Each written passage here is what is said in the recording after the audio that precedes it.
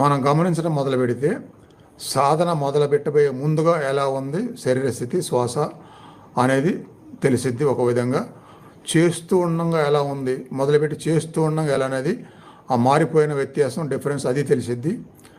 కొన్ని చేశాము, ఆపేశాము, ఆ చేసినందుకు ఇప్పుడు ఎలా ఉంది, మూడో స్టేజీ అనేది గమనించుకుంటే అదే తెలిసిద్ది. ఈ 3 స్టేజ్లు త్రూ అవుట్ అలా గమనిస్తూ కాన్సన్ట్రేషన్ పెడితే 4వ స్టేజ్లో ఏం జరిగిద్ది అంటే